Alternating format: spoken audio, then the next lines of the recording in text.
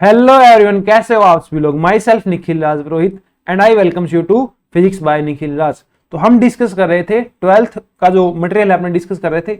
उसके अंदर अपन ने 3 चैप्टर जो है तुम्हारे पास फोटो इलेक्ट्रिक इफेक्ट, एटम और जो आपके पास न्यूक्लियर जो एटम है, परमाणु कहो आप, प्रकाश प्रभाव कहो, और नाभिक जो आपका पार्ट था वो हमने डिस्कस कर लिया था।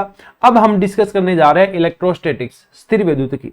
ये जो कंप्लीट लेक्चर होगा इसके अंदर स्थिर विद्युत की जो 12वीं क्लास का पोर्शन है उसका पहला पार्ट ही आपका रहता है। इस लेक्चर में इसकी कंप्लीट थ्योरी डिस्कस करेंगे। ट्राई रहेगी एक ही लेक्चर में कंप्लीट हो जाए। अगर एक लेक्चर में कंप्लीट नहीं होता है तो फिर इसका एक छोटा लेक्चर आगे और आ जाएगा। उसके बाद इसका एक प्रॉब्लम सॉल्विंग का तुम्हारे पास सीरीज वो आ जाएगी, क्या बोलते हैं, लेक्चर आ जाएगा। तो स्टार्ट करते हैं अपने।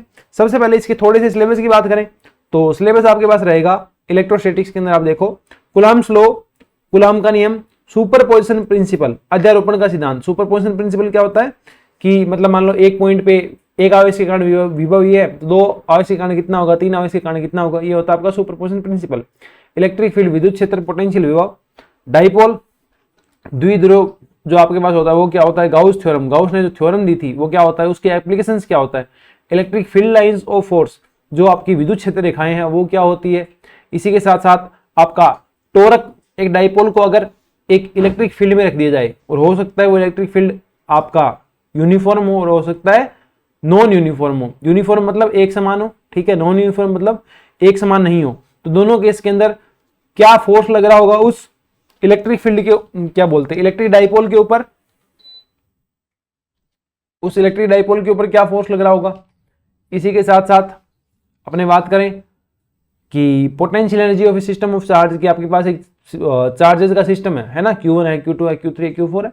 अगर ऐसा कोई सिस्टम बना हुआ है तो उसके पोटेंशियल एनर्जी क्या होगी। पोटेंशियल एनर्जी बेसिकली होता है कि आपने जब वो सिस्टम क्रिएट किया तो आपको कितना काम करना पड़ा, ठीक है। इसके अलावा लास्ट जो अपना टॉपिक रहेगा वो रहेगा समविभव पृष्ठ, इक्विपोटेंशियल सरफेस। जो इक्विपोटेंशियल सरफेस वो सरफेस रहेगी जिसके ऊपर पोटेंशियल क्या रहे, इक्वल रहे, ठीक है। ये सारे पॉइंट अपने पास, ये 1 बाय 1 करके डिस्कस करेंगे।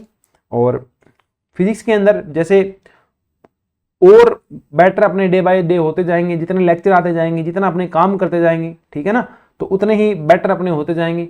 तो टाइम के साथ साथ लेक्चर आने की फ्रीक्वेंसी लगभग मेरी यही ट्राई रहती है कि डेली एक लेक्चर आ जाए, ठीक है ना। मैं आरपीएससी स्कूल लेक्चरर हूँ तो स्कूल में भी टीचिंग होती है, उसके बाद घर आकर के थोड़ा रेस्ट भी होता है और थोड़ी पर्सनल लाइफ भी होती है, मेंटल हेल्थ भी होती है आदमी की, फिजिकल हेल्थ भी होती है।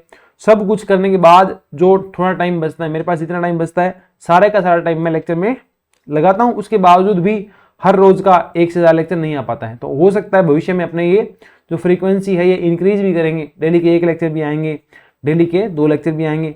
पर अभी तक लगभग मान के चलो कि रोज का 1 लेक्चर आ जाता है, ठीक है। तो आप उस हिसाब से अपना सपोर्ट बनाए रखें, शेयर करते रहें, आपको काफ़ी बेनिफिट होगा अगर आप रेगुलर बेसिस पे इस चैनल को विजिट करते रहोगे। रेगुलर बेसिस पे कोई भी कोर्स हो रहा होगा उसको आप ढंग से फॉलो करोगे तो अनडाउटली वो आपको काफ़ी हेल्प करने वाला है, ठीक है। तो अपने स्टार्ट करते हैं। इसके अंदर अपने पास पहला टॉपिक रहेगा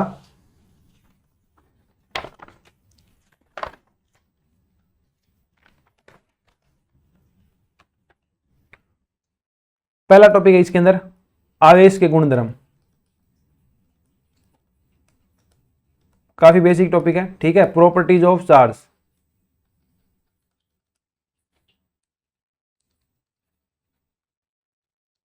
क्या क्या प्रॉपर्टी होती है, इतनी लिखूंगा नहीं, बस हल्का सा हिंट दूंगा। पहली प्रॉपर्टी क्या होती है, एडिशन। एडिशन प्रॉपर्टी, योज्यता का नियम क्या होता है कि चार्जेस को आप सीधा जोड़ते हो, स्केलर एडिशन से ऐड करते हो। दूसरा आता है कंजर्वेशन। कंजर्वेशन क्या होता है कि चार्ज को ना तो पैदा किया जा सकता है और ना ही नष्ट किया जा सकता है, उसे बस एक स्थान से दूसरे स्थान पर ट्रांसफर किया जा सकता है। कंजर्वेशन का अर्थ होता है संरक्षण, कि जो आवेश है हमेशा संरक्षित रहता है। तीसरा आता है अपने पास क्वांटाइजेशन। क्वांटाइजेशन हिंदी में लिखोगे तो ये हो जाएगा योज्यता, ये हो जाएगा संरक्षण और ये हो जाएगा क्वांटमीकरण। क्वांटमीकरण क्या होता है कि जो आपका आवेश होगा हमेशा वो किसके रूप में होगा, प्लस माइनस एन के रूप में होगा, ठीक है। प्लस ई हो गया, माइनस ई हो गया, प्लस 2 ई हो गया, माइनस 2 ई हो गया, ठीक है। इससे छोटे रूप के अंदर ये नहीं पाया जा सकता, मतलब किसी भी आवेश को आप प्लस ई के पूर्णांक के रूप में लिख सकते हो, या कह दो पूर्ण संख्या के रूप में लिख सकते हो, प्लस ई माइनस ई 0 -2e, पर कभी भी टुकड़ों में नहीं लिख सकते, लाइक e/3 नहीं लिख सकते, e/4 है आप नहीं लिख सकते। इसके बाद आता है निश्चरता, इसको आप कह सकते हो आवेश की निश्चरता। निश्चरता मतलब कांस्टेंट रहता है आवेश हमेशा। कांस्टेंट कैसे, जैसे कि होता क्या बेसिकली कि आपके पास अगर मास m है और अगर ये क्या कर रहा है, लाइट के स्पीड से मूव करना स्टार्ट कर दे कोई पार्टिकल जिसका मास m है, तो इसका जो मास है वो चेंज हो जाता है। किस तरीके से, इस तरीके से। ये क्या है, थ्योरी ऑफ रिलेटिविटी है। तो अगर किसी का चार्ज q है ना, वो कैसे ही मूव कर ले, इसका चार्ज हमेशा क्या रहेगा, q ही रहेगा। इसे कहते हैं आवेश की निश्चरता। क्या कहते हैं, आवेश की निश्चरता। उसके बाद आता है तुम्हारे पास अट्रैक्शन रिपल्सन। अट्रैक्शन रिपल्सन ये बताने की जरूरत है नहीं, क्या कि आपके पास सेम आवेश जो होंगे वो रिपेल करेंगे और जो डिफरेंट होंगे वो अट्रैक्ट करेंगे।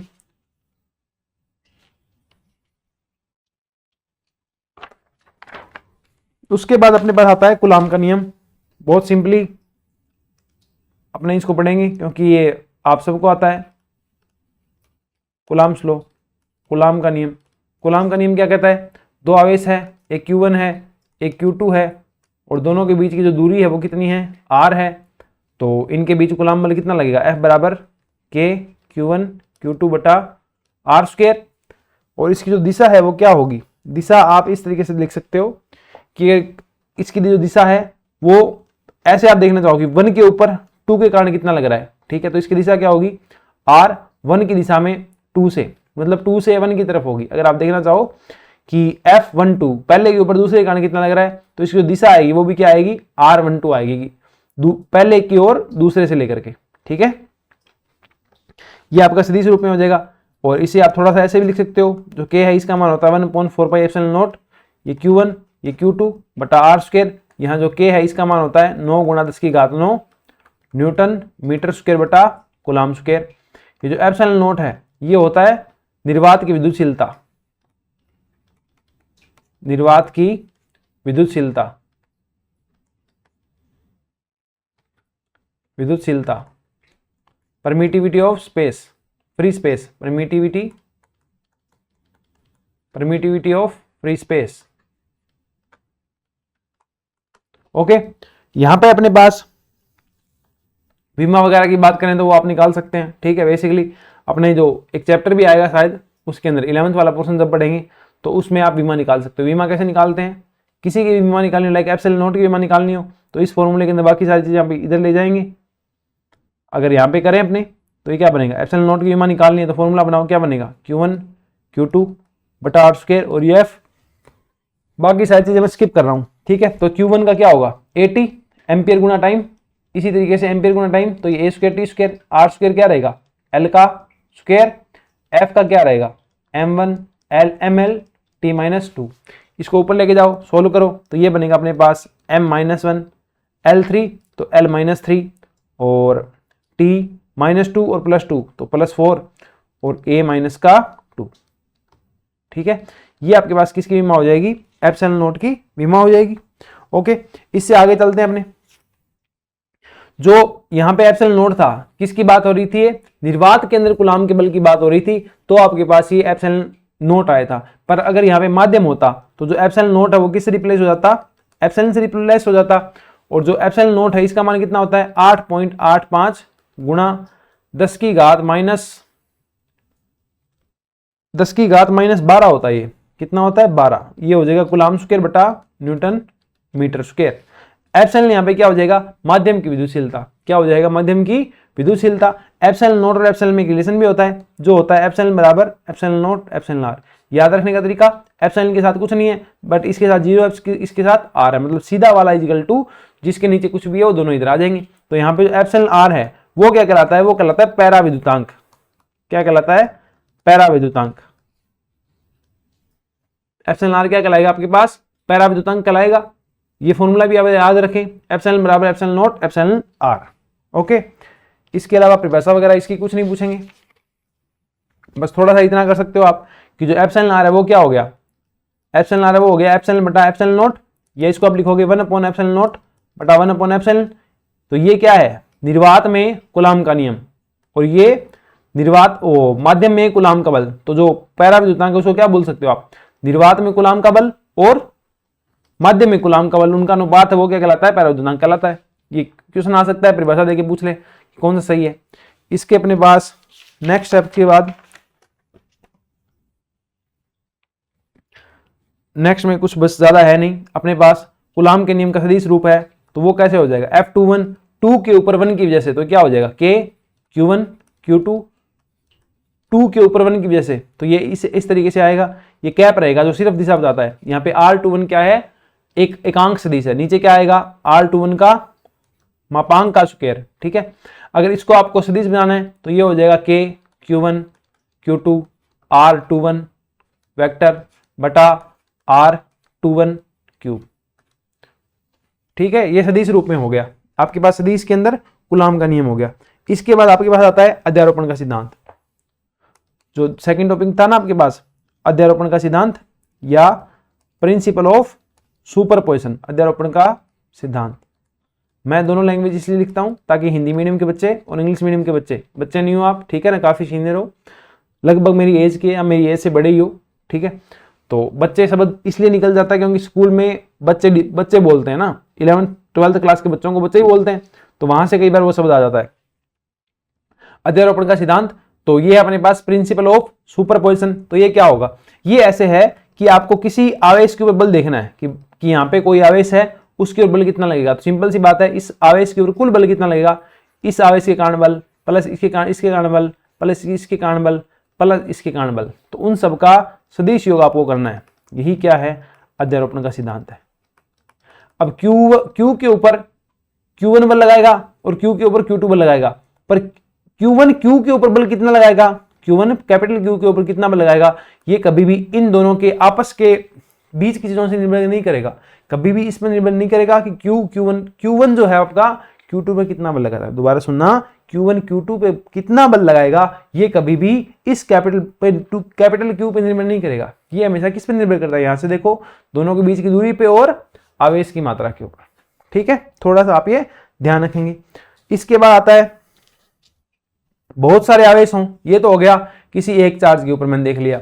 अब बहुत सारे आवेशों का ग्रुप हो, बहुत सारे आवेशों का ग्रुप हो, जैसे कि आपके पास Q1 भी है और Q2 भी है और Q3 भी है, तो कुल बल कितना लग रहा होगा वो अगर आपको देखना हो, ये सेम ही चीज लिख रखी है, ये चीज नहीं है, और ये उसमें एनर्जी वाले में काम आएगी, ठीक है। तो आपके पास अध्यारोपण का सिद्धांत क्या था कि कोई भी एक चार्ज है उसके ऊपर कुल बल कितना हो जाता है, कि प्रत्येक आवेश के कारण उसके ऊपर बल कितना लग रहा है, उन सबका सदिश योग हो जाता है। ऐसा नहीं है कि Q1 Q2 पे कितना बल लगाएगा वो कैपिटल Q पे लगने वाले बल को प्रभावित करेगा, ये आप थोड़ा सा ध्यान रखेंगे। इसके बाद अपने पास आता है विद्युत क्षेत्र, सारे के सारे सिर्फ फॉर्मूले से ही है, ठीक है। विद्युत क्षेत्र आता है इलेक्ट्रिक फील्ड, तो यहाँ पे क्या देखो, इलेक्ट्रिक फील्ड के अंदर कोई चार्ज रखा गया है, इलेक्ट्रिक फील्ड के अंदर कोई चार्ज रखा गया है, तो उसमें बल कितना लगेगा, F equal to q vector, F equal to कितना लगेगा, क्यू वेक्टर लगेगा। तो यहां से आप अगर ई वेक्टर निकालना चाहो तो क्या हो जाएगा, F वेक्टर बटा क्यू, कि एकांक आवेश के ऊपर लगने वाला बल है वो क्या कहलाएगा, विद्युत क्षेत्र। इसकी हेडिंग भी डाल दो, इलेक्ट्रिक फील्ड या विद्युत क्षेत्र। इसके अलावा मात्रक की बात करें तो ई का मात्रक क्या आ जाएगा, न्यूटन पर कूलाम, ये न्यूटन है, ये कूलाम है, तो न्यूटन पर कूलाम हो जाएगा। विमा की बात करो तो इसकी विमा लिखो mL/t-2, ये क्या है 80 एम्पियर इंटू टाइम, चार्ज हो जाएगा तुम्हारा, तो इसी हो जाएगा अपने पास mL/t-3A-1, ये आपके पास इलेक्ट्रिक फील्ड की विमा हो जाएगी। ओके, अब देखो आप, अगर ये प्लस क्यू होता, अगर आपके पास ये प्लस क्यू होता तो F आता प्लस क्यू ई मतलब जो F है, जो बल है वो विद्युत क्षेत्र की दिशा में ही है, जो बल है आपके पास वो विद्युत क्षेत्र की दिशा में ही है। लेकिन अगर Q आपके पास क्या होता, माइनस होता, तो इसका मतलब क्या होता, जो बल लग रहा है आपके पास वो विद्युत क्षेत्र की विपरीत दिशा में लग रहा है, ठीक है। जैसे कि ये प्लस है तो इसका एक पार्ट माइनस वाला भी होता, तो ये क्या होता, माइनस क्यू होता, तो माइनस क्यू, मतलब ये क्या है, सेम दिशा में है, जिस दिशा में ई है उस दिशा में एफ है, पर यहाँ पे अलग है, जिस दिशा में ई है उस दिशा में एफ नहीं है, ये उसके ठीक विपरीत दिशा में है। ओके, इसके बाद बात करते हैं एक बिंदु आवेश के कारण विद्युत क्षेत्र की तीव्रता। कि कोई भी एक बिंदु आवेश Q है, उसके आसपास किसी दूरी R के ऊपर विद्युत क्षेत्र की तीव्रता कितनी आएगी। तो जो बिंदु के कारण विद्युत क्षेत्र की तीव्रता आती है वो कितनी आएगी, E वेक्टर बराबर KQ अपॉन R, V बराबर ED होता है तो KQ अपॉन R स्क्वायर आएगी। कितनी आएगी, KQ अपॉन R स्क्वायर। ये क्या है, इलेक्ट्रिक फील्ड निकाल दिया पॉइंट चार्ज के कारण। पॉइंट चार्ज एक बिंदु आवेश है, उसके कारण विद्युत क्षेत्र कितना आएगा वो मैंने लिखा है। मैं पूरी हेडिंग नहीं लिख रहा क्योंकि उसमें ऐसे ही अपना टाइम वेस्ट होगा, है ना, लेक्चर की लेंथ और ज्यादा बढ़ेगी। अपना मोटिव है कंसाइज फॉर्मेट के अंदर, कम टाइम के अंदर जितना ज्यादा कंटेंट डिलीवर किया जा सके, ओके, ताकि आपको लोड फील ना हो चीजों का। इसके बाद अपने पास आता है इलेक्ट्रिक फील्ड हो गया। इसकी दिशा क्या होगी, इसकी दिशा होगी बाहर की ओर। अगर ये प्लस क्यू है, जैसे ये प्लस क्यू लिया है मैंने यहाँ पे, तो इसकी दिशा क्या होगी, बाहर की ओर। कहां होगी इलेक्ट्रिक फील्ड की दिशा, बाहर की ओर, ओके। तो इसे भी आप थोड़ा सा और लिख सकते हैं। यहाँ पे के क्या है, यहाँ पे के वही है जो थोड़ी देर पहले लिखा था, 1/4 पाई एप्सिलॉन नॉट। ये आर स्क्वायर लिखा है तो ये आर स्क्वायर, ये हो जाएगा अपने पास Q1 Q2 R कैप। अब ये जो कैपिटल आर लिखा है वो मैंने आगे जाके स्मॉल आर लिखा है, तो इसको भी यहाँ पे क्या कर दो, स्मॉल आर लिख दो।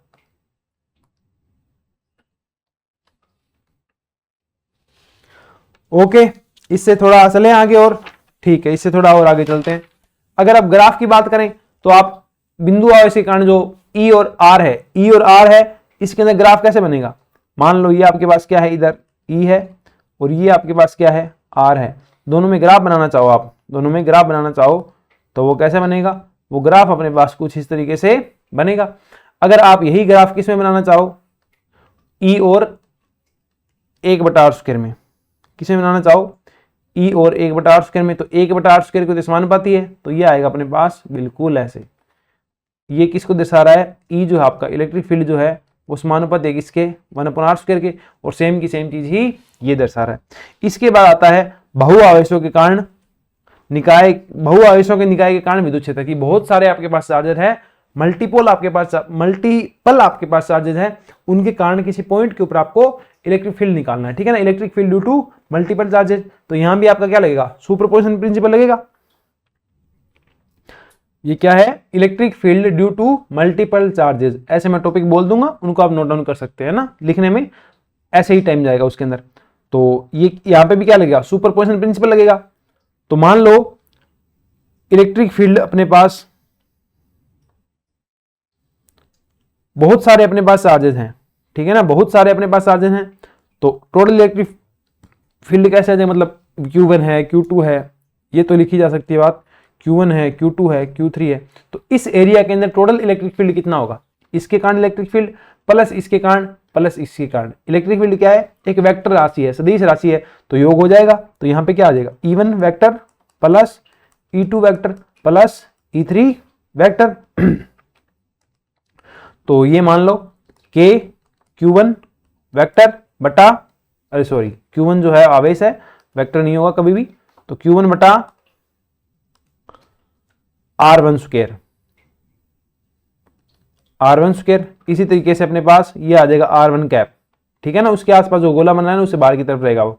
इसी तरीके से K Q2 बटा R2 square, R2 cap plus K Q3 बटा R3 स्क्वायर और R3 कैप, ठीक है, इस तरीके से हो जाएगा। अगर अपने बात करें बहुत ज्यादा आवेश है तो ये क्या बनेगा, K बाहर आ जाएगा, ये समेशन में लेके जाओगे तो क्या बन जाएगा, QI बटा RI की स्क्वायर, और यहां आ जाएगा RI कैप। ये जो I है आपका वो 0 से लेकर इनफिनिटी तक चलता रहेगा, कोई दिक्कत नहीं है ना, क्योंकि कितने भी आवेश हो सकते हैं। इसके बाद बात करें फिजिकल सिग्निफिकेंस की, तो जो आपका इलेक्ट्रिक फील्ड है, जो विद्युत क्षेत्र होता है, इसका फिजिकल सिग्निफिकेंस होता है, ठीक है ना। लेकिन जो आपके पास इलेक्ट्रिक पोटेंशियल आएगा, विद्युत विभव जो आएगा, उसका कोई भी फिजिकल सिग्निफिकेंस नहीं होता है। इलेक्ट्रिक फील्ड जो क्षेत्र है वो, उसका थोड़ा सा फिजिकल सिग्निफिकेंस आप इस तरीके से भी समझ सकते हैं कि आपने किसी कमरे के अंदर अगरबत्ती जला रखी है ना, धूप जला रखी है, तो उसके आसपास के क्षेत्र के अंदर वो फैलती है, उसकी जो खुशबू होती है, ठीक है, पॉजिटिव एनर्जी होती है, वो आसपास फैलती है, तो कहां तक वो इफेक्ट कर सकता है, ठीक है ना, वो उसका फील्ड है। इसी तरीके से कोई इलेक्ट्रिक चार्ज पड़ा है, वो कितनी दूरी तक उसका क्षेत्र है, कहां तक वो इफेक्ट डाल सकता है, उसे कहते हैं उस चार्ज का इलेक्ट्रिक फील्ड। ठीक है, ये अपने पास इसकी भौतिक सार्थकता रहती है, फिजिकल सिग्निफिकेंस रहता है। इसके बाद अपने पास आती है electric field lines.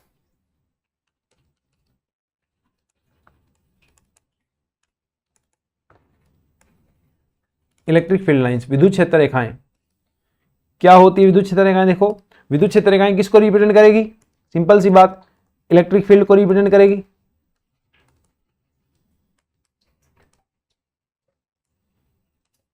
Electric field को रिप्रेजेंट करेगी इलेक्ट्रिक फील्ड रेखाएं। इसके अलावा never cut down each other, never cut each other, कभी भी एक दूसरे को काटेंगे नहीं। क्यों? क्योंकि मतलब मान लो कोई भी तुम्हारे पास इलेक्ट्रिक फील्ड लाइन है, उसके ऊपर आप जब स्पर्श रेखा खींचोगे, कोई भी इलेक्ट्रिक फील्ड लाइन है उसके ऊपर आप जब स्पर्श रेखा खींचोगे तो वो स्पर्श रेखा किसकी दिशा को बताएगी? इलेक्ट्रिक फील्ड की दिशा को बताएगी। तो अगर ये एक दूसरे को काटे तो इस सेम पॉइंट के ऊपर इलेक्ट्रिक फील्ड की कितनी दिशा हो जाएगी? 2 दिशा हो जाएगी, जो कि संभव है नहीं है। तो ये कभी भी एक दूसरे को काटती नहीं है, आप इतना ध्यान रखें। क्यों नहीं काटती, ये तो बस रीजन मैंने आपको बता दिया कि अगर काटेगी तो एक पॉइंट पे 2 दिशा हो जाएगी, जो कि संभव है नहीं है इलेक्ट्रिक फील्ड के लिए। इसके अलावा जहां इलेक्ट्रिक फील्ड लाइंस क्या होगी? डेंस होगी। जहां इनकी डेंसिटी क्या होगी? ज्यादा होगी, तो वहां आपके पास जो इलेक्ट्रिक फील्ड है वो क्या होगा? हाई होगा। इलेक्ट्रिक फील्ड है वो क्या होगा?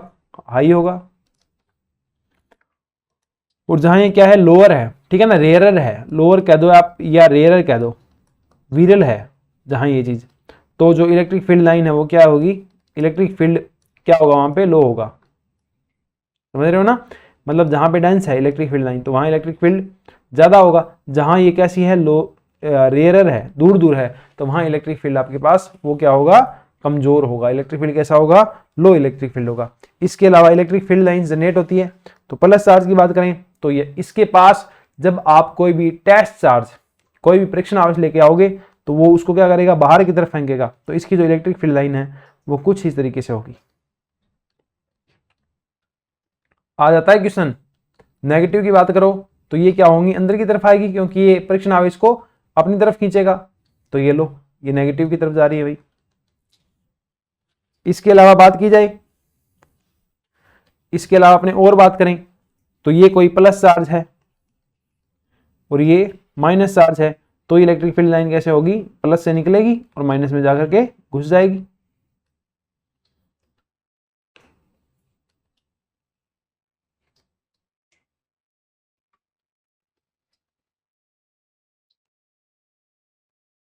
ठीक है, बाकी प्लस से और निकाल सकते हो आप।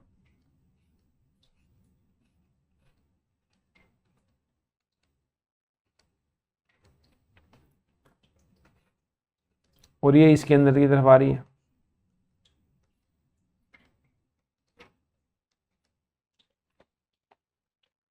इसी तरीके से प्लस प्लस की हो तो क्या होगा? इलेक्ट्रिक फील्ड लाइन बाहर, इलेक्ट्रिक फील्ड लाइन बाहर, इलेक्ट्रिक फील्ड लाइन बाहर, इलेक्ट्रिक फील्ड लाइन बाहर, इलेक्ट्रिक फील्ड लाइन बाहर। अब निकलेगी तो दोनों से ही बाहर, इससे भी बाहर निकलेगी और इससे भी बाहर निकलेगी। तो ये जो इलेक्ट्रिक फील्ड लाइन है वो कुछ इस तरीके से होगी।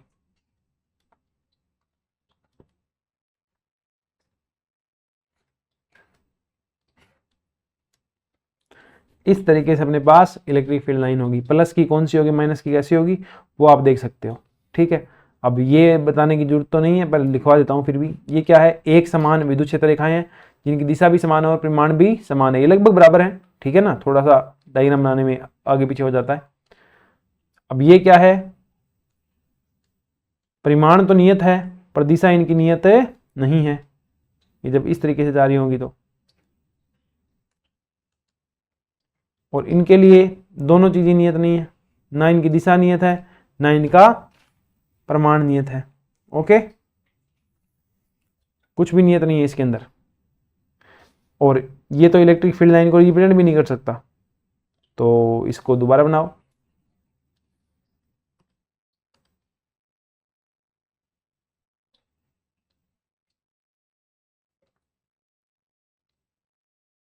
ये देखो, इसमें क्या है? दिशा और परिमाण दोनों नियत है। इसमें परिमाण नियत है क्योंकि चारों रेखाएं बराबर है, ठीक है ना, लेंथ के अंदर। दिशा क्या है? चेंज हो रही है। इसके अंदर दिशा भी चेंज हो रही है और परिमाण भी क्या है? नियत रही है नहीं है। इसके बाद अपने पास एक कॉन्सेप्ट आता है इलेक्ट्रिक फ्लक्स। इलेक्ट्रिक फ्लक्स इसे कहते हैं विद्युत फ्लक्स।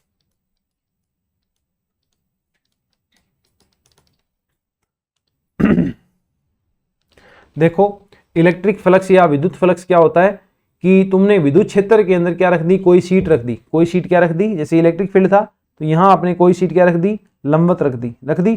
तो इस लंबवत शीट से जाने वाली जाने वाली इलेक्ट्रिक फील्ड रेखाओं की जो संख्या है ना, वो किसको रिप्रेजेंट करेगी, विद्युत फ्लक्स को रिप्रेजेंट करेगी।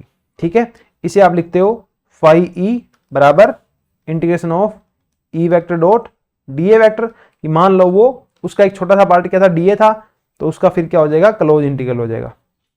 ठीक है, कंप्लीट की अगर आप बात करो तो ये हो जाएगा फाई बराबर E vector dot S vector.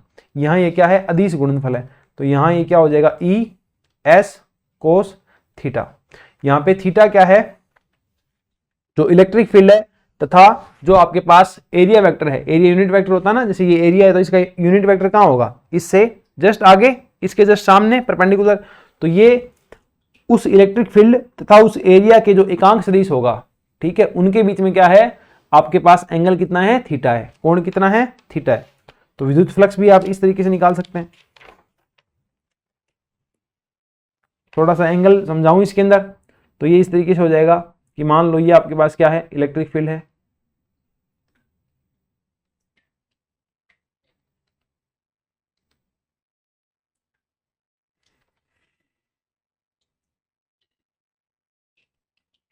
तो इसके अंदर इलेक्ट्रिक फील्ड की दिशा ये है ही,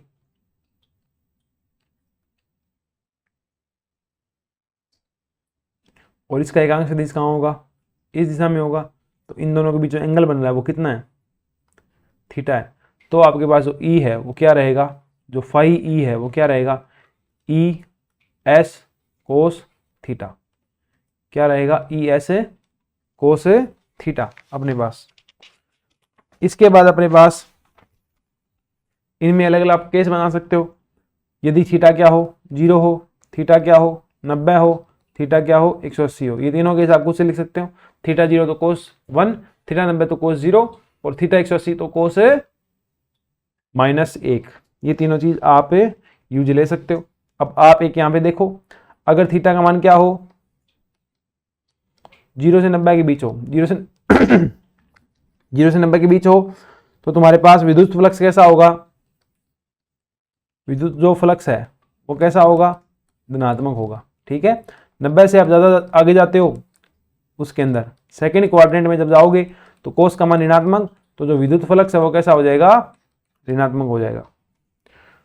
ओके, और थीटा इजिकल टू 0 के ऊपर विद्युत फ्लक्स कितना हो जाएगा, 0 हो जाएगा। इलेक्ट्रिक फ्लक्स है वो कितना हो जाएगा, 0 आ जाएगा। ठीक है, मात्रक की बात करें तो ई का मात्रक क्या था, वोल्ट पर कूलम, और ये क्या होता है, मीटर पर स्क्वायर। तो एक तरीके से जो फाई है इसका मात्रक क्या हो जाएगा, न्यूटन पर कूलम या वोल्ट पर मीटर इनटू तुम्हारे पास एरिया स्क्वायर। ये दोनों में से कोई भी यूज ले लो। तो एक तो मात्रक बना न्यूटन पर कूलम मीटर स्क्वायर, और दूसरा मात्रक बन गया volt metre, volt into metre. V बराबर होता है ED। ठीक है, वोल्ट मीटर इसका मात्रक आ जाएगा। विमा की बात करें तो अपनी विमा भी निकाल सकते हैं। E की विमा लिख देना, S की विमा लिख देना, तुम्हारा आंसर आ जाएगा। ओके, निकालूं, ये निकालने की कोई नीड तो नहीं है पर फिर भी निकाल देता हूं। चलो, E है इंटू में S है, E को क्या लिखोगे, F/Q। F की होती है MLT-2, F/Q की होती है AT, इसकी हो जाएगी L स्क्वायर। तो ये हो जाएगा अपने पास M1 L3 और T-3 और A-1, इतना ही है ना। ये लो, ये किसकी विमा आ गई अपने पास, ये विमा आ गई अपने पास इलेक्ट्रिक फ्लक्स की। इसके बाद अपने पास आता है विद्युत द्विध्रुव, इलेक्ट्रिक डाइपोल। इलेक्ट्रिक डाइपोल क्या है, दो चार्जेज हैं। क्या है, दो चार्जेज हैं अपने पास, एक एरा। दोनों का आवेश क्या है, समान है। दोनों का आवेश क्या है अपने पास, समान है, और दोनों के बीच एक निश्चित क्या है, दूरी है। एक निश्चित क्या है, दूरी है। मान लो वो दूरी कितनी है, 2a।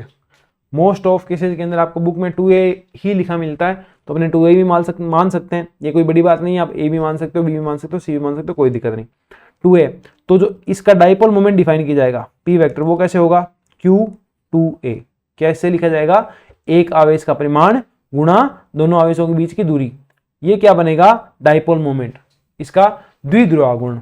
इस डाइपोल का क्या है, ये द्विध्रुव आघूर्ण है, डाइपोल मोमेंट है। ठीक है, डाइपोल मोमेंट की बात करें तो इसकी जो दिशा है, इसकी जो दिशा है वो कहां से कहां होगी, माइनस से लेकर के प्लस की ओर। इसकी दिशा हमेशा कहां होगी, जो आपका P होगा, स्मॉल p जो होगा, इसकी दिशा क्या होगी, माइनस Q से लेकर के प्लस Q की ओर, minus Q to plus Q। Okay, और जो डाइपोल मोमेंट है ये क्या है, एक सदिश राशि है। क्या है, एक सदिश राशि है। ये अपने पास आ गया 2a वेक्टर। तो इसका मैं आपको थोड़ा सा और बताऊं, ठीक है, ये भी सही है, कोई दिक्कत नहीं है। तो इसकी दिशा क्या होगी, मैंने आपको बता दी, माइनस Q से लेकर के प्लस Q। अगर आपको 2a वेक्टर लिखना है तो आप इसको थोड़ा सा ऐसे लिखें, इसको प्लस लिख दें, इसको माइनस लिख दें। इससे क्या होगा वो अभी बताता हूं मैं। देखो, इसको माइनस लिखा, इसको प्लस लिखा, तो 2a की दिशा क्या होगी, ये वाली होगी ना 2a की दिशा, ये वाली होगी 2a की दिशा। तो इस तरीके से 2a वेक्टर लिख सकते हो आप। ओके, बस ये याद रखना, माइनस से प्लस की ओर होती है। जो इलेक्ट्रिक फील्ड होता है अपने पास, अगर यहाँ पे इलेक्ट्रिक फील्ड की बात करें तो वो क्या होता है, प्लस से माइनस की ओर होता है। पर जो डाइपोल मोमेंट जो है, जो द्विध्रुव आघूर्ण है, इसकी जो दिशा है वो अपने पास हमेशा माइनस से प्लस की ओर होगी, लेकिन विद्युत क्षेत्र की दिशा प्लस से माइनस की ओर होती है। ओके, बढ़े अपने आगे, ठीक है।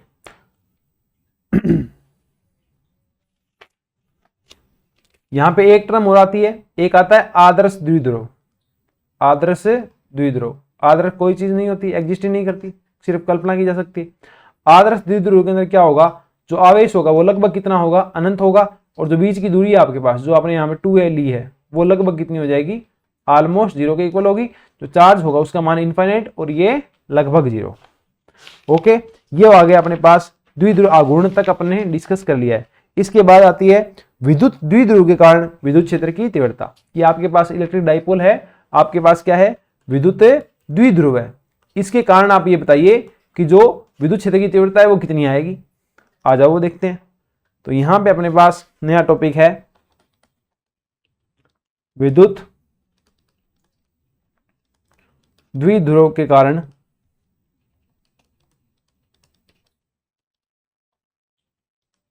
विद्युत क्षेत्र की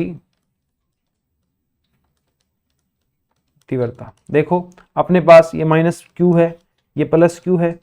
ओके, दोनों के बीच के अंदर दूरी कितनी है, 2a है। अब इसके लिए अपने पास दो पॉइंट बनते हैं, इसको बोलते हैं अक्ष। तो यहाँ पे जिस पॉइंट के ऊपर आप इलेक्ट्रिक फील्ड देखोगे उसे कौन सी स्थिति कहेंगे, अक्षीय स्थिति या अक्षियल पॉइंट। कौन सा, अक्षियल पॉइंट। और जो यहाँ पर आप इस लाइन के ऊपर कभी भी इलेक्ट्रिक फील्ड देखोगे उसे आप कौन सी स्थिति कहोगे, निरक्षीय स्थिति। कौन सी स्थिति, निरक्षीय स्थिति, या इसको आप बोल दो, ये तो हो गया एक्सियल। निरक्षीय को इंग्लिश में क्या बोलते हैं, अभी मुझे याद नहीं आ रहा, कुछ बोलते तो हैं, निरक्षीय को कुछ बोलते हैं, अक्षियल, परपेंडिकुलर पॉइंट बोल दो, या तो इसको अभी नाम याद नहीं आ रहा, परपेंडिकुलर पॉइंट। क्योंकि है तो ये सबके लिए सेम ही, चाहे आप यहाँ पे निकालो यहाँ पे निकालो, वो लगभग तरीका एक जैसे रहेगा पॉइंट। अब देखो, मान लो ये जो पॉइंट है आपका अक्षियल, ये सेंटर से कितनी दूरी पे है, r दूरी पे है। तो इससे कितनी दूरी पे हो गया, इससे हो गया अपने पास a प्लस r पे, क्योंकि आधा भाग a है और ये आधा भाग a है। और इससे कितनी दूरी पे हो गया, इससे हो गया, ये पूरा r है और ये a था, तो ये हो गया r माइनस का a। ठीक है, तो अक्षीय स्थिति पे देखते हैं इलेक्ट्रिक फील्ड। सिंपल सी बात है, अक्षीय स्थिति पे जो आपका इलेक्ट्रिक फील्ड होगा, चाहे आपके पास इलेक्ट्रिक पोटेंशियल होगा वो हमेशा ज्यादा आएगा, निरक्षीय पे हमेशा ये कम आएगा। ठीक है, तो इस पॉइंट को अगर मैं नाम दे दूं P, तो ये अपने पास कुछ इस तरीके से निकल के आता है कि E जो है आपके पास इलेक्ट्रिक फील्ड जो है वो अक्षीय स्थिति पे कितना आएगा। देखो अक्षीय स्थिति पे आएगा 2kp अपॉन r3। ये है किसके ऊपर, E अक्षीय पर। इसी तरीके से E निरक्षीय की बात करो तो वो इसका आधा हो जाएगा, तो वो आएगा अपने पास kp बटा r3। ठीक है, सदिश रूप की बात करो तो ये आएगा अपने पास इस तरीके से, और ये आएगा अपने पास इस तरीके से।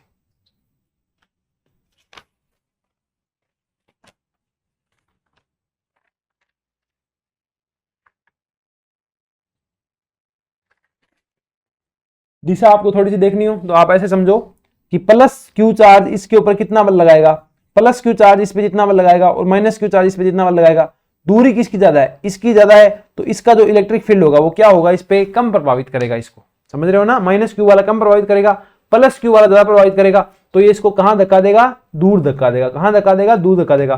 तो जो इलेक्ट्रिक फील्ड आएगा उसकी दिशा क्या होगी, ये होगी। इसी तरीके से जो डाइपोल मोमेंट है उसकी दिशा किस दिशा में है, उसकी दिशा भी तो इधर ही है। क्यों, क्योंकि माइनस से प्लस की तरफ ही होती है। तो जो इलेक्ट्रिक फील्ड है और जो आपके पास डाइपोल मोमेंट है, दोनों की दिशा क्या आएगी आपके पास, हमेशा सेम आएगी। यहाँ पे अब मैंने अक्षीय का भी लिख दिया और निरक्षीय का भी लिख दिया।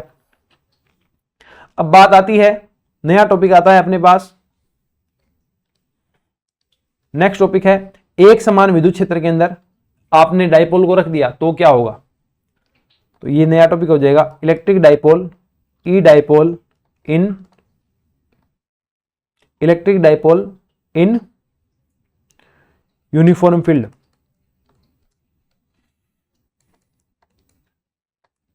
यूनिफॉर्म फील्ड, ये आप देखो कि आपके पास ये विद्युत क्षेत्र रेखाएं हैं।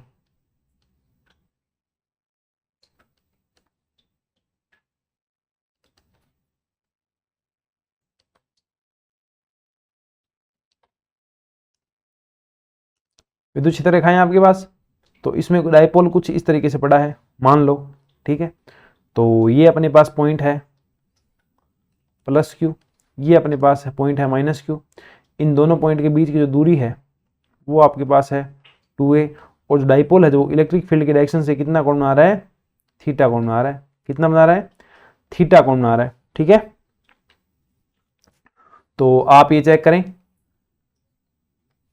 कि जो इलेक्ट्रिक फील्ड की डायरेक्शन कहाँ है, यहाँ है। तो इस क्यू पे बल कहाँ लगेगा, यहाँ लगेगा। कहाँ लगेगा, यहाँ लगेगा। और इस माइनस क्यू पे बल कहाँ लगेगा, यहाँ लगेगा। तो क्योंकि प्लस क्यू ही बल कैसे लगता है, क्यू ही, तो प्लस क्यू ही, तो इस दिशा में माइनस क्यू ही, तो इस दिशा में। अब देखो दो बल लग रहे हैं, एक इधर एक इधर। अभी दोनों सेम पॉइंट पे तो लग नहीं रहे, सेम पॉइंट पे तो लग नहीं रहे कि कैंसिल हो जाए। ये क्या लग रहे हैं, एक अपर साइड में एक लोअर साइड में, और दोनों की जो क्रिया रेखा है, ठीक है ना, जो जिस पॉइंट पे अप्लाई हो रहे हैं वो सेम पॉइंट नहीं है, तो ये एक दूसरे को कैंसिल नहीं कर सकते। तो यहां पे क्या काम करेगा, बल आघूर्ण काम करेगा। टोटल बल देखो तो इसमें प्लस क्यू ही, इसमें माइनस क्यू, प्लस क्यू ही और माइनस क्यू ही, ठीक है। टोटल बल तो कैंसिल हो जाएगा, पर यहाँ पे एक बल आघूर्ण काम करेगा। क्यों, क्योंकि जो बल लग रहे हैं वो क्या है, दोनों अलग अलग पॉइंट पे है। समझ पा रहे हो मेरी बात। जैसे इसी एक पॉइंट पे बल लग रहा होता तो ये इसको इधर खींचता, इसको इधर खींचता, कैंसिल हो जाता, पर ऐसा नहीं है, ठीक है ना। इसके ऐसा है ये, तो यहाँ पे बल इस दिशा में, यहाँ पे बल इस दिशा में। जब ये बल लगेंगे तो ये इसको घुमाने के ट्राई करेंगे, तो उसे कहते हैं बलागुण। वो बलागुण जो आपको उसको लिखते हैं आप टो से, और टो होता है P क्रॉस E, जिसे आप लिखते हो P E साइन थीटा। यहाँ पे P क्या है, डाइपोल मोमेंट, E क्या है, इलेक्ट्रिक फील्ड, और थीटा क्या है, ये जो मैंने आपको एंगल बता ही दिया। ओके, अब इसमें आप थोड़ा सा और ये चीज देख सकते हैं देख सकते हैं कि जो टो होता है वो फॉर्मूला कैसे निकल के आया, P साइन थीटा, ये समझाने की जरूरत नहीं है, ठीक है ना, ऐसे टाइम वेस्ट होगा अपना। तो ये आपके पास टो आ गया। अब इसके अंदर केस बना सकते हो, थीटा इज इक्वल टू क्या हो, 0 हो, तो टो क्या हो गया 0, और थीटा इज इक्वल टू क्या हो 90 है, तो टो क्या हो गया PE। हो सकता है थीटा इज इक्वल टू कितना हो 180 हो, तो फिर टो क्या हो गया 0। बस 3 ही केस बनते हैं इसके अंदर। ये आपके द्विध्रुव आघूर्ण की भी हमने बात कर ली। अब आता है अपने पास चार्ज डिस्ट्रीब्यूशन। क्या चार्ज डिस्ट्रीब्यूशन अपने टॉपिक में था, देखो आप यहाँ पे कूलम्ब्स लॉ, सुपरपोजिशन प्रिंसिपल हो गया, इलेक्ट्रिक फील्ड एंड पोटेंशियल अभी हो जाएगा, dipole, electric lines of force, torque experience by pole, dipole mean uniform electric field, potential energy of a system of charges, equipotential surface. तो यहाँ पे आप ये टॉपिक भी कर ही लो, ठीक है, छोटा है, कुछ है नहीं इसके अंदर। कंटिन्यूअस चार्ज डिस्ट्रीब्यूशन,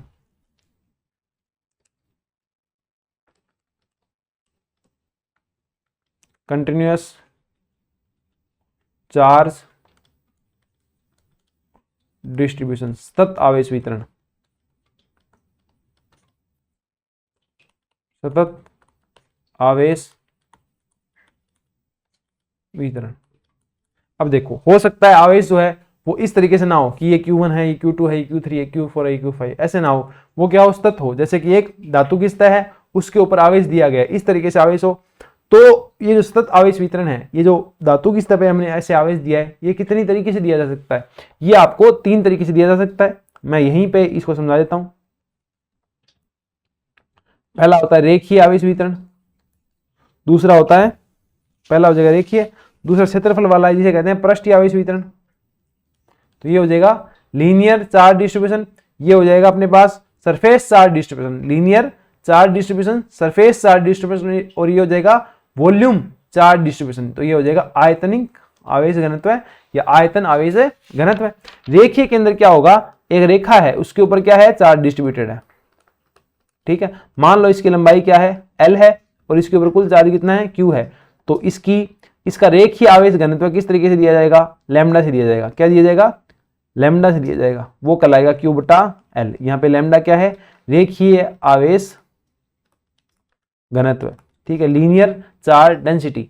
इसी तरीके से कोई सरफेस थी, मान लो इसका एरिया कितना है, U है, और इसको चार्ज कितना दे दिया, Q दे दिया। तो यहाँ पे क्या आएगा, पृष्ठीय आवेश घनत्व है। समझ रहे हो, सरफेस चार्ज डेंसिटी। तो इसे अपने लिखते हैं सिग्मा से। तो ये आएगा Q/A। इसी तरीके से Q चार्ज अगर आपने किसी वॉल्यूम को दे दिया, ये कोई वॉल्यूम थी V, इसको आपने चार्ज दे दिया, तो यहाँ आएगा अपने पास रो। तो ये हो जाएगा Q/V। ये आपके तीनों तरीके के चार्ज डिस्ट्रीब्यूशन हो गए। अब इसके अंदर अगर आप डी लैम्डा की बात करोगे तो ये आएगा डी लैम्डा बराबर dQ/dl। यहाँ पे डी सिग्मा तो सिग्मा ही रहेगा, लैम्डा तो लैम्डा ही रहेगा, तो लैम्डा बराबर dQ/dl। यहाँ पे सिग्मा बराबर हो जाएगा dQ/dA। अगर आप एक पार्ट की बात करो तो यहाँ पे रो बराबर हो जाएगा dQ/dV। अब इस तरीके से अब आप इसके अंदर इलेक्ट्रिक फील्ड निकालो तो इलेक्ट्रिक फील्ड कितना होता है, लैम्डा = KQ/R। अब देखो यहां से dQ कितना आ गया, लैम्डा dl, dQ आ गया लैम्डा dl। तो यहां से Q कितना आ जाएगा, Q आएगा, इसका समाकलन करोगे तब लैम्डा dl का समाकलन करोगे तो EQ क्या आता है, KQ/R²। K का K, R² अपने पास अंदर रहेगा, Q की जगह क्या आएगा, dQ आएगा, dQ का मान कितना होगा, लैम्डा dl होगा। टोटल निकालना होगा तो क्या करेंगे, समाकलन करेंगे। तो ये इस प्रकार आएगा K/R² का समाकलन लैम्डा dl। इसी तरीके से अगर लैम्डा dl ना होके यहाँ पे क्या हो सकता था, अपने पास सिग्मा हो सकता, तो सिग्मा क्या आता, dA आता। इसी तरीके से यहाँ क्या आता, रो dV आता। तो ये कोई भी चीजें अपने पास हो सकती है, ये आप ध्यान रखें। सब इलेक्ट्रिक फील्ड है वो क्या है, सदिश राशि है, तो सबके साथ क्या आएगा, R कैप आएगा। इसके बाद अपने पास आता है गाउस का नियम। क्या आता है, गाउस का नियम। देखो गाउस लॉ, गाउस का नियम क्या था कि किसी भी पृष्ठ के ऊपर आपको अगर इलेक्ट्रिक फील्ड की गणना करनी है तो वहां पे जो फाई ई होता है, जो फ्लक्स होता है, इलेक्ट्रिक फ्लक्स जो होता है वो होता है Q इनक्लोज्ड बटा एप्सिलॉन नॉट।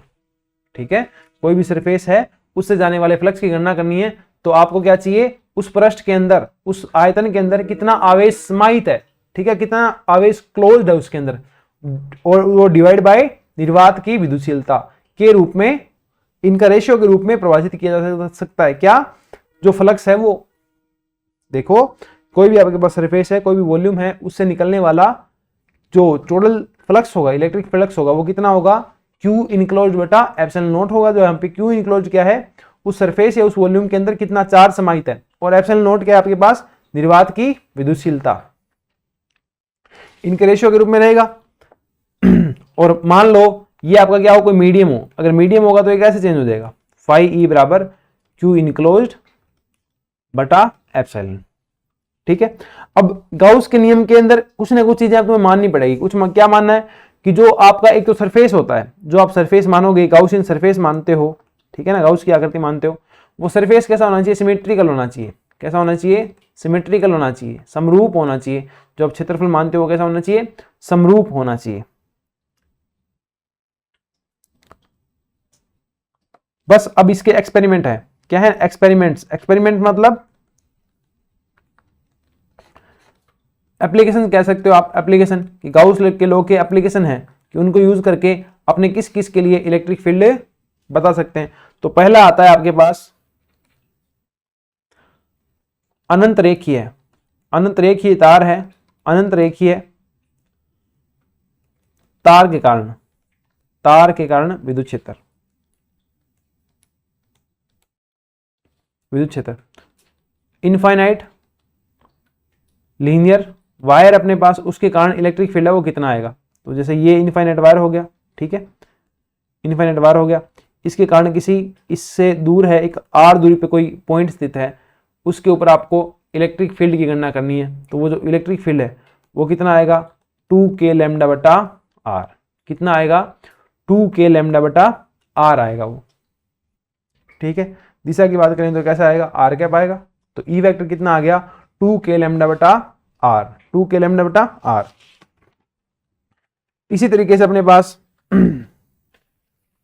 इसका ग्राफ भी बनाना हो तो ग्राफ आप बना सकते हो, r के साथ बना सकते हो ना, e और r में ग्राफ क्या आ जाएगा, यहाँ पे ये e है ये r है तो ये इस तरीके से आ जाएगा। अब आपको e और 1/r के बीच बनाना हो तो ये कितना आ जाएगा, ये कांस्टेंट आ जाएगा, मतलब सेम ही तो है, समानुपाती तो है, तो ये 1/r आ जाएगा। ये ग्राफ क्या है, ये ग्राफ इसे ही तो रिप्रेजेंट कर रहा है बस। उसके बाद आपके पास सेकंड जो पॉइंट है, जो सेकंड पॉइंट आ रहा है वो क्या है, देखो सेकंड इसकी जो एप्लीकेशन है वो क्या है, अपरिमित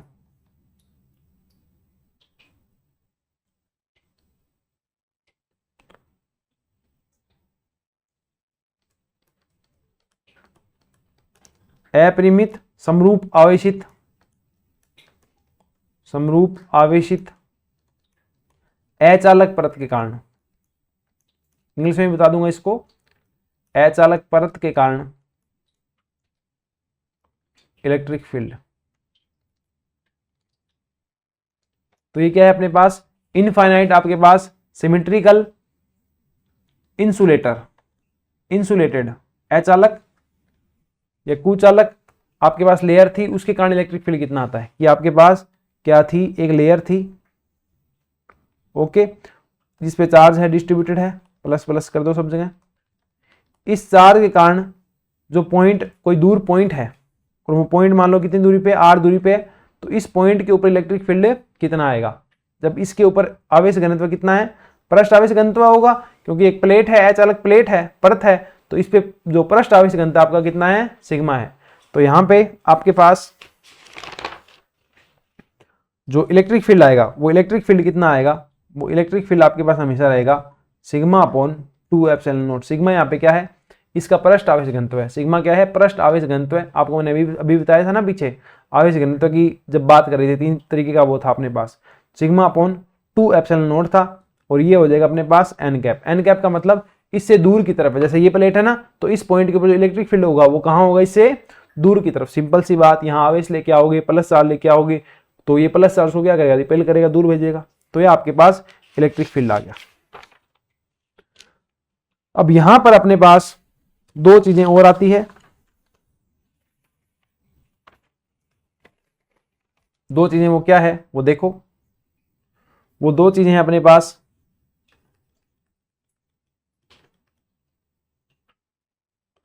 मतलब गाउस के लॉ की बात कर रहे हैं। 2 पॉइंट देख लिए हमने, तीसरा पॉइंट हम देखते हैं, वो क्या हो जाएगा। आपके पास गोलीय क्या है, कोस है, स्फेरिकल क्या है, सेल है, गोलीय कोस, स्फेरिकल सेल, उसके कारण आपको इलेक्ट्रिक फील्ड देखना है, इलेक्ट्रिक फील्ड देखना है, ओके। ये आपके पास गोलीय क्या हो गया, कोस हो गया, इसके ऊपर चार्ज कितना है, प्लस क्यू चार्ज है, ठीक है, अंदर कोई चार्ज नहीं है, ये कोस है, इसकी सिर्फ सतह के ऊपर चार्ज है। कोस समझते हो क्या, खोखला है, अंदर से कैसा है, खोखला है, और इसके ऊपर टोटल चार्ज कितना है, प्लस क्यू है। तो आपको इसके लिए इलेक्ट्रिक फील्ड की गणना करनी है, तो आपको ई ज्ञात करना है कब, जब आपके पास जो आर है, आर मैं कह रहा हूं जिस पॉइंट के ऊपर इलेक्ट्रिक फील्ड ज्ञात करना है वो आर से कम है, दूसरा है जो आर है वो आर के बराबर है। यहाँ पे कैपिटल आर क्या है, इसकी त्रिज्या है, और आर क्या है, जिस पॉइंट पे मुझे इलेक्ट्रिक फील्ड याद करना है वो है, और हो सकता है आर से क्या हो, बड़ा हो। तो देखो ई क्या होता है, के क्यू अपन आर, वहीं से आएगा, आर लेस देन आर। अब तुम इसके अंदर इलेक्ट्रिक फील्ड की गणना करो, तो यहाँ पे जो चार्ज इनक्लोज्ड होगा वो कितना होगा, 0 होगा, तो फ्लक्स 0, मतलब इलेक्ट्रिक फील्ड भी कितना आ जाएगा, 0। तो अंदर कोई भी इलेक्ट्रिक फील्ड नहीं होगा। R इजिकल टू आर की बात करें तो ये आ जाएगा अपने पास सिंपली के क्यू बटा आर स्क्वायर, आर आर बराबर है तो ये आ जाएगा क्यू बटा आर स्क्वायर।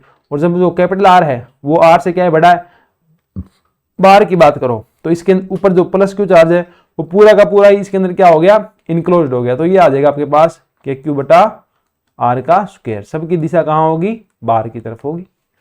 बस ये आपके पास आ गया समरूप आवेशित गोलीय कोष के कारण विद्युत क्षेत्र की तीव्रता। अब आता है चालक गोले के कारण। ये तो क्या था, गोलीय कोष था। गोलीय कोष मतलब अंदर से क्या था, खोखला था। अब हम बात करेंगे किसकी, गोलीय चालक गोले की। चालक गोले के अंदर आप इलेक्ट्रिक फील्ड, चालक गोले के बाहर आप इलेक्ट्रिक फील्ड कैसे निकालोगे, इलेक्ट्रिक फील्ड। तो चालक गोला है, ये गोलीय चालक है या चालक गोला, कुछ भी बोलो। तो ये अपने पास कंडक्टिंग स्फीयर, कंडक्टिंग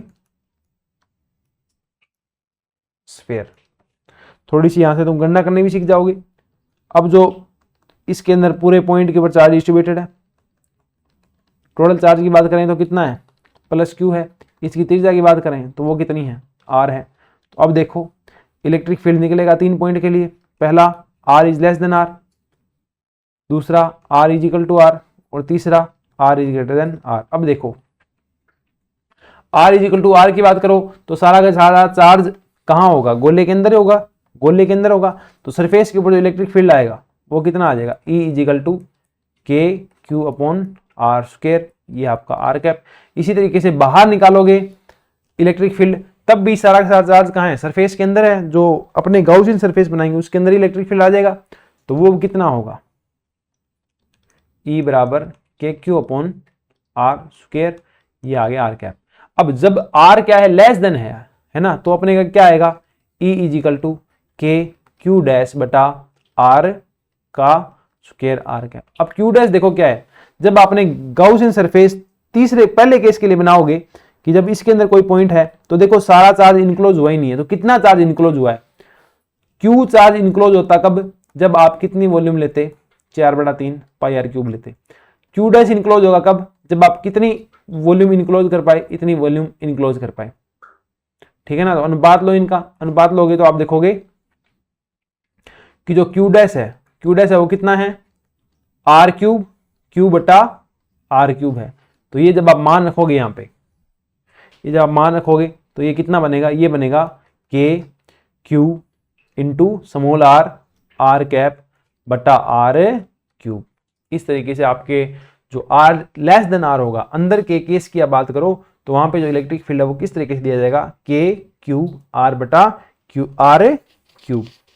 ठीक है ना। ये जो आपका ई आया है अंदर के केस के लिए, ये समानुपाती आर है, ध्यान रखना। दूसरे ये तो कांस्टेंट है और ये क्या है, ग्रेटर आर स्क्वायर। इसका ग्राफ बनाना चाहो आप, इसका ग्राफ बनाना चाहो कि ये आपका ई है, ये आपका आर है, तो ये ग्राफ कैसे आएगा, अंदर के लिए समानुपाती है, फिर क्या है,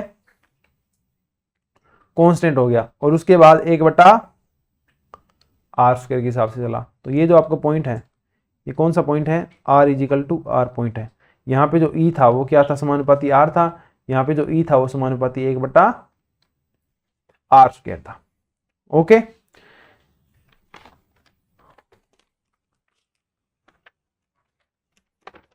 अब देखो इसके अंदर 1 से 2 पॉइंट और रह गए, वो पॉइंट अपने और डिस्कस कर लेते हैं। तो आ जाओ वो पॉइंट भी डिस्कस करते हैं, फिर ये लेक्चर खत्म हो जाएगा। और जो बचेगा अपने, मतलब जो क्वेश्चन बचेंगे उसके बाद वो क्वेश्चन अपने नेक्स्ट लेक्चर के अंदर डिस्कस कर सकते हैं। ठीक है ना। मैं इसमें कुछ पॉइंटों के रूप में तुम्हें लिखवा देता हूं। इसके अंदर हमें जो इलेक्ट्रिक फील्ड था उसके लिए हमने क्या देख लिया, इलेक्ट्रिक फील्ड देख लिया। इलेक्ट्रिक डाइपोल था, विद्युत द्विध्रुव था, उसके लिए हमने इलेक्ट्रिक फील्ड देख लिया। हमें उसके लिए इलेक्ट्रिक पोटेंशियल देखना है, विद्युत क्षेत्र देख लिया, विद्युत विभव देखना है। तो इसके अंदर आप ये भी चीज लिख सकते हो सीधा सीधा कि हम विद्युत विभव की बात कर लेते हैं, जो चीज रह गई उन सब की।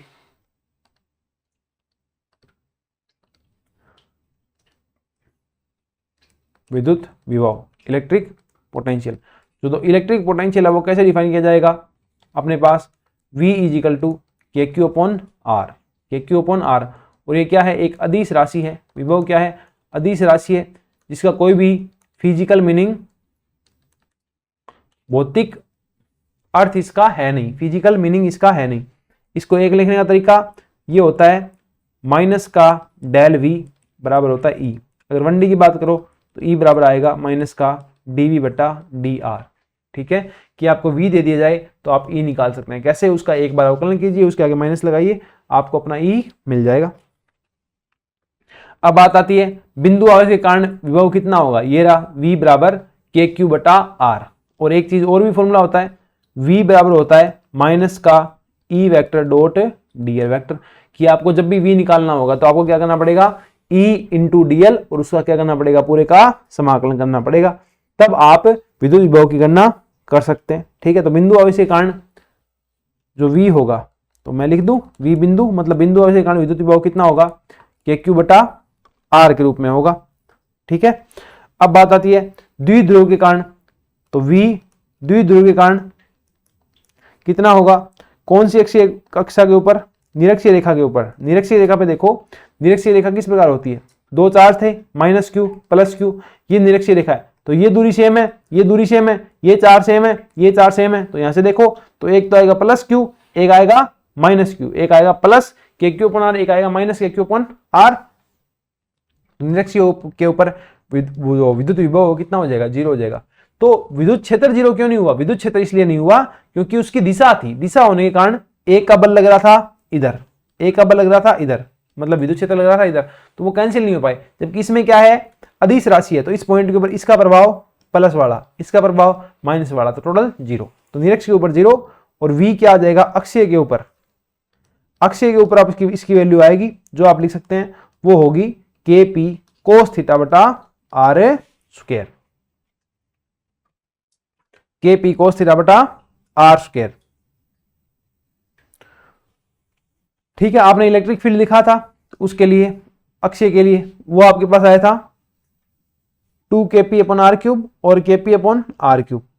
अब इन दोनों को तुम कंबाइन करके लिखना चाहो, मतलब किसी भी तुम्हारे पास r कोमा थीटा पॉइंट है, उसके ऊपर इलेक्ट्रिक डाइपोल के कारण इलेक्ट्रिक फील्ड कितना आएगा, तो वो जो टोटल E आता है वो आता है आपके पास kp upon r cube 3 cos square theta plus का 1। ये क्या है, E एट एनी पॉइंट,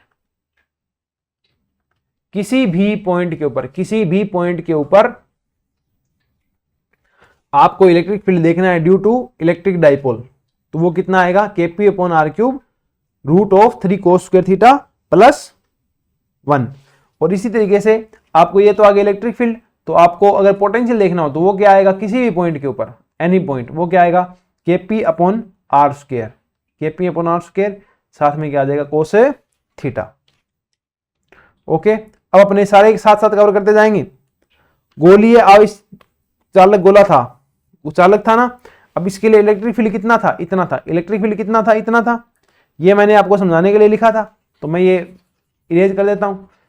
अब इन तीनों केस के लिए क्या लिख देते हैं, विद्युत विभव भी लिख देते हैं, तो विद्युत विभव भी लिखो। तो विद्युत विभव कितना आएगा, इसमें सारा का सारा चार्ज कवर हो रहा है, तो V आएगा के क्यू अपॉन आर, सारा का सारा चार्ज कवर हो रहा है, तो इसमें आएगा के क्यू अपॉन कैपिटल आर। अदिश राशि है तो कोई दिशा नहीं, कोई आर कैप नहीं यहाँ पे। अब यहाँ पे इलेक्ट्रिक फील्ड कितना आएगा वो आप देख सकते हो, V इन आ जाएगा अपने पास के क्यू अपॉन आर। ठीक है, यहां भी के क्यू अपॉन आर आया अपने पास। अब आवेशित कुचालक गोले की बात की जाए, किसकी बात की जाए, अरे एक मिनट रुको,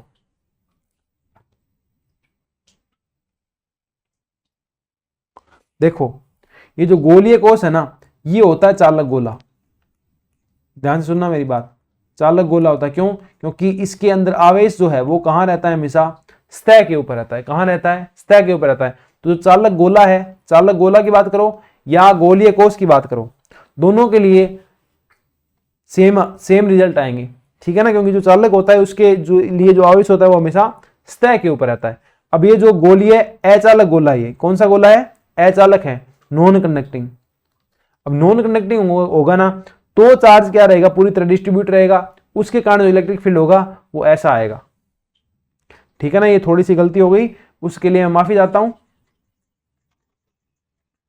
इसके लिए अपने पहले ये कौन सा केस है, अचालक गोला। क्यों बोला अचालक क्यों है? क्योंकि इसके अंदर जो चार्ज आपका आवेश है वो पूरे गोले के अंदर डिस्ट्रीब्यूट हो चुका है अच्छी तरीके से, जबकि इसके अंदर क्या है, जो चार्ज है वो सिर्फ सतह के ऊपर है। चार्ज कहां है? सिर्फ और सिर्फ सतह के ऊपर है। ओके, तो इलेक्ट्रिक फील्ड हमने लिख रखा है। अब हम क्या लिख देते हैं इसके लिए? अपने पास विद्युत विभव लिख देते हैं। तो विद्युत विभव तीनों के इसके लिए लिखोगे आप, तो वो क्या आएगा? ये वी इन की बात हो रही है अंदर की बात, तो ये अंदर के लिए आएगा के Q upon 2r³ bracket 3r² minus का r²। निकला कैसे? ये निकला है अपने पास v बराबर माइनस ई डॉट dl से। इनफाइनाइट से लेकर के आप इसको लेके आ रहे हो r की कंडीशन तक, तो इस तरीके से ये v इन आता है आपके पास। इसी के साथ साथ आपके पास आता है अब v पृष्ठ की बात करो चाहे v आउट की बात करो, वो तो सिंपली कितने आएंगे? के क्यू बटा कैपिटल R और के क्यू अपॉन स्मॉल r आ जाएंगे, क्योंकि सारा का सारा चार्ज क्या है? कवर हो गया, तो बिंदु आवेश की तरह बिहेव करेगा। यहां पे क्या आएगा? इलेक्ट्रिक फील्ड क्या था? 0 था। गोलीय कोश की बात हो रही है, तो यहां पे जो वी इन आएगा वो क्या आएगा? के क्यू अपॉन R। यहां पे भी के क्यू अपॉन R, यहां पे के क्यू अपॉन स्मॉल r। विद्युत विभव की अगर मैं बात करूं तो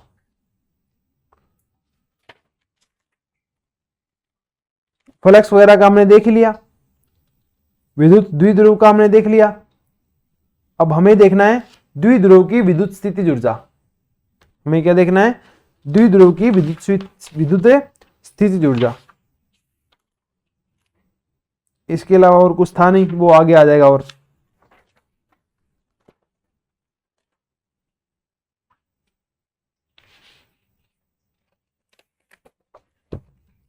बला गुण हम देख ही चुके हैं, तो यहां अपने पास नेक्स्ट टॉपिक है द्विध्रुव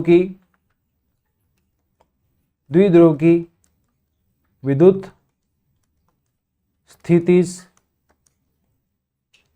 ऊर्जा।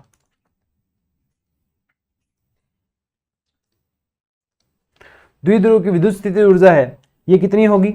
ये होगी अपने पास माइनस पीई कोस थीटा। ठीक है ना, जहां पे ई क्या है, इसको इलेक्ट्रिक फील्ड में रखा है, तो उस इलेक्ट्रिक फील्ड का मान है। पी क्या है? इसका डाइपोल मोमेंट है, विद्युत द्विध्रुव आघूर्ण है। थीटा क्या है? पी और ई के बीच का कोण है। ओके, तो यहाँ पे जो यू है वो कितना आएगा? माइनस का पीई कोस थीटा। ये है आपकी द्विध्रुव की विद्युत स्थितिज ऊर्जा, electrostatics energy of electric dipole. ठीक है ना, इलेक्ट्रोस्टैटिक एनर्जी या कह सकते हो potential energy of electric dipole आपके पास। ओके, माइनस का पीई कोस थीटा। अब देखो, अब बात आती है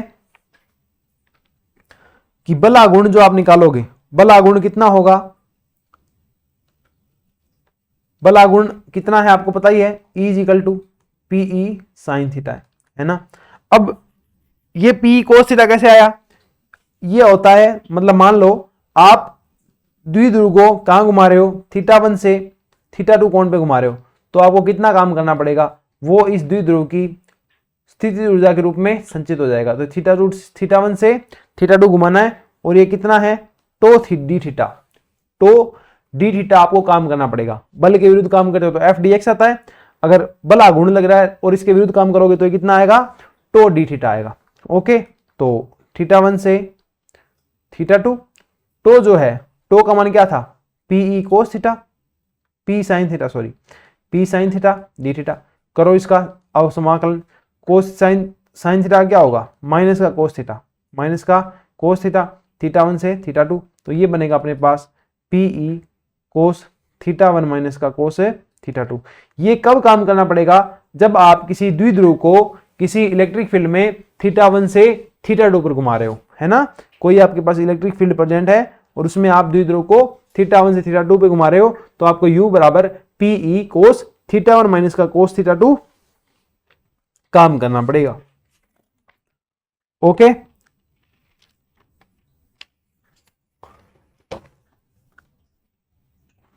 इसी के साथ साथ अपने पास एक नया टॉपिक और आता है, वो है इलेक्ट्रोस्टैटिक एनर्जी, विद्युत स्थितिज ऊर्जा।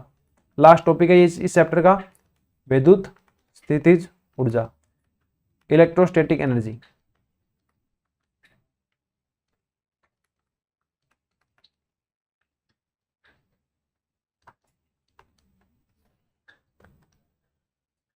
इसमें आप देखो कि आपके पास अगर दो चार्ज है उसका आपने निकाय बनाया, पहले आप Q1 लाके आपने यहां रखा, Q2 लाके आपने यहां रखा और दोनों की बीच दूरी कितनी है R है। तो इस पूरे काम को करने के लिए जितना कार्य करना पड़ेगा वो इस निकाय की विद्युत स्थिति ऊर्जा के रूप में संचित हो जाएगा, जो होती है KQ1 Q2 बटा R। इसी तरीके से मान लो 3 चार्ज थे, Q1 Q2 था और तीसरा क्या था, Q3 था। अब तीनों के बीच में दूरी क्या होगी, डिफरेंट होगी ना। इन R ये Q1 है, ये Q2 है, ये Q3 है, तो इनके बीच में R12 होगी, इनके बीच में R23 होगी और इनके बीच में R13 होगी। तो जो ऊर्जा होगी यहाँ पे क्या है, जब Q1 को लेके आए थे तो कोई था नहीं, तो कोई काम नहीं करना पड़ा, ठीक है। अब Q2 को लेके आए तो Q1 ने उसके ऊपर बल लगा रहा था, तो Q1 Q2 बटा R12, इतना काम करना पड़ा। अब आप 3 को जब लेके आओगे तो 1 के कारण भी काम करना पड़ेगा, क्योंकि 1 भी उसको क्या करेगा, प्रतिग्रस्त करेगा, और 2 के कारण भी काम करना पड़ेगा, तो 2 भी उसको प्रतिग्रस्त कर रहा है। तो इस तरीके से आपके पास इलेक्ट्रोस्टैटिक्स एनर्जी आएगी, ठीक है। इस तरीके से बहुत सारे अगर आपके पास चार्ज हो Q1 से लेकर के आपके पास Qn तक चार्ज हो, तो कुल जो स्थितिज ऊर्जा होगी वो आएगी अपने पास 1/2 के समेशन ऑफ QI QJ बटा RI J, I is not equal to J, क्योंकि खुद के कारण तो ऊर्जा हो नहीं सकती। और हाफ क्यों आया, क्योंकि जब आप I का मान चेंज करोगे, J का मान चेंज करोगे, I का मान 1 से 10 लेके जाओगे और J का मान 1 से 10 लेके जाओगे, तो जो सेम टर्म आपके पास Q1 Q2 Q2 K1, तो सेम टर्म 2 बार आएगी, जबकि यहाँ तो हमेशा एक बार ही आ रही है। Q1 Q2 एक बार ही आया है, Q1 Q3 एक बार ही आया है, तो यहाँ 2 बार आ जाएगी, इसलिए हाफ का क्या लग गया, डिवाइड लग गया। इलेक्ट्रोस्टैटिक एनर्जी के अंदर आप ये ध्यान रखोगे। Last but not the least line जो है, इसकी 2 लाइनें आप लिख सकते हो कि आपके पास एक तो कुचालक गोला है, कैसा है, कुचालक गोला, नॉन कंडक्टिंग। एक आप गोला बनाओ, ठीक है, जिसके अंदर आपने कितना चार्ज दिया, +Q चार्ज दिया, उसकी त्रिज्या कितनी थी, R थी, तो इसके लिए आपको कितना काम करना पड़ेगा। और एक होता है आपके पास चालक गोला, कंडक्टिंग स्फीयर,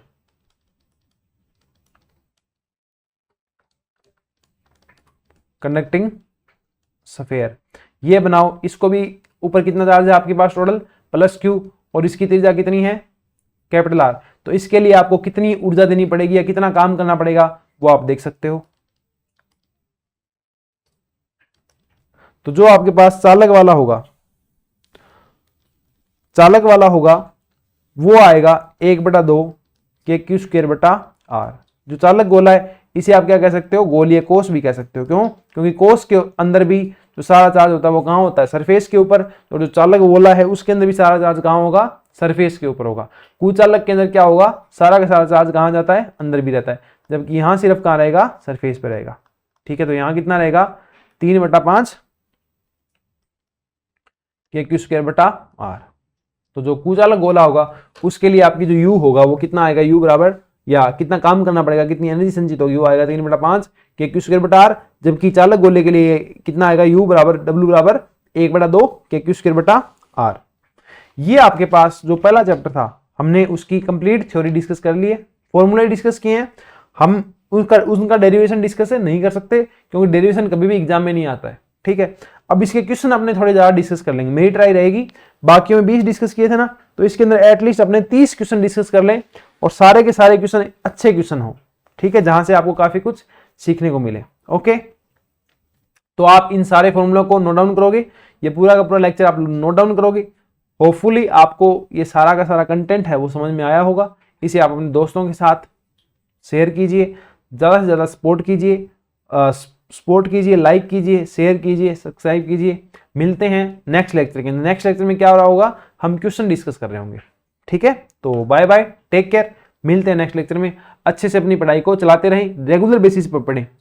ऐसा ना हो आज आप 10 घंटे पढ़ते हैं कल आप पढ़े नहीं, रेगुलर बेसिस पर पढ़ें। चाहे रोज 5 घंटे पढ़ें, आप कहीं टीचिंग करते हैं तो टीचिंग के बाद पढ़ें, अपने लिए समय निकालें, अपनी तैयारी के लिए समय निकालें। ये बहुत आपके लिए बेनिफिशियल रहने वाला है, चाहे किसी एग्जाम में आप सिलेक्ट हो नहीं हो, पर ये आपके नॉलेज में काफ़ी हेल्प करता है, ठीक है। तो मिलते हैं नेक्स्ट लेक्चर के अंदर।